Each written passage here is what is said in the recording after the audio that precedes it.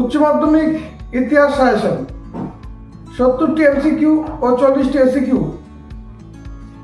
এই কটা পড়লেই তোমরা এমসিকিউ এসিকিউ কমন পাবে আশা করি। আর এর জন্য আমার যে টেলিগ্রাম চ্যানেল আছে ওখানে গিয়ে পিডিএফটি ডাউনলোড করে নেবে। আর 8 মার্কের যে 5টি প্রশ্ন তোমাদের লিখতে হয় সেই 8 মার্কের প্রশ্নগুলো বলে দিচ্ছি, এর থেকেই সব কমন পাবে তোমরা। তো প্রশ্নগুলো একটু দেখে নাও। প্রথম যে প্রশ্নটা পড়বে, পেশাদার ইতিহাস বলতে কি বোঝো? পেশাদার ইতিহাসের সঙ্গে অপেশাদার ইতিহাসের তুলনামূলক পার্থক্যগুলি লেখো। তারপরে যেটা খুব গুরুত্বপূর্ণ, এই প্রশ্নটা খুব ভালো করে পড়বে। দ্বিতীয় যেটা পড়বে, মিথ, উপকথা ও লিজেন্ড পুরা কাহিনী বলতে কি বোঝো? অতীতের বিষয়ে মানুষের ধারণাকে এরা কিভাবে উদ্যান করে। 3 নম্বর আর 4 নম্বর প্রশ্ন থেকে কালকে তোমরা একটা কমন পাবেই পাবে। সেটা হচ্ছে ঔপনিবেশিক ও সাম্রাজ্যবাদ বিষয়ে হবসন লেনের তত্ত্ব আলোচনা করো। ভারতের রেলপথ বিস্তারের কারণ ও ফলাফল আলোচনা করো। তারপরে যে প্রশ্নটা পড়বে খুব গুরুত্বপূর্ণ, ভারতের অবশিল্পায়নের কারণগুলি কি ছিল? ভারতীয় অর্থনীতির উপর এর প্রভাব আলোচনা করো। 6 নম্বর যে প্রশ্নটা দেখবে, সমাজ ও শিক্ষা সংস্কারে রাজা রামমোহন রায়ের অবদান মূল্যায়ন করো।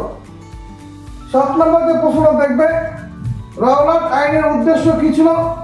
গান্ধীজি কেন এর বিরোধিতা করেছিলেন? এরপরে যে প্রশ্নগুলি দেখবে, কোন পরিস্থিতিতে মিরাট ষড়যন্ত্র মামলা শুরু হয়েছিল? এর ফলাফল কি হয়েছিল?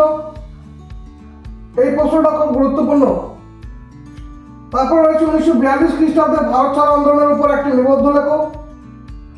কিন্তু যে দুটো প্রশ্ন মোস্ট ইম্পর্টেন্ট, এই দুটো থেকে একটা কমন পাবেই পাবে। ট্রুম্যান নীতি কি? মার্শাল পরিকল্পনার উদ্দেশ্যগুলি কি ছিল? এই একটা প্রশ্ন। আর আরেকটা যেটা বলছি, সুয়েজ সংকটের তাৎপর্য ব্যাখ্যা করো। এই সংকটে ভারতের ভূমিকা লেখো। এই দুটো থেকে একটা পাবেই পাবে। আর যে প্রশ্ন তোমাদের সবচাইতে গুরুত্বপূর্ণ, শেষের অধ্যায় থেকে, বাংলাদেশের মুক্তিযুদ্ধের পরিচয় দাও। এই যুদ্ধে ভারতের কি ভূমিকা ছিল? অথবা স্বাধীন বাংলাদেশের উত্থান ও শেখ মুজিবুর রহমানের ভূমিকা আলোচনা করো। এই প্রশ্নটা তোমরা কমন পাবেই পাবে। আর শেষের যে প্রশ্নটা আছে এটা দেখে গেলেও পারো। চিরস্থায়ী বন্দোবস্তের প্রধান শর্তগুলি লেখো। ভারতীয় অর্থনীতির প্রভাব কি ছিল? আমার চ্যানেলের বায়োতে যাবে, ওখানে তোমরা ইনস্টাগ্রাম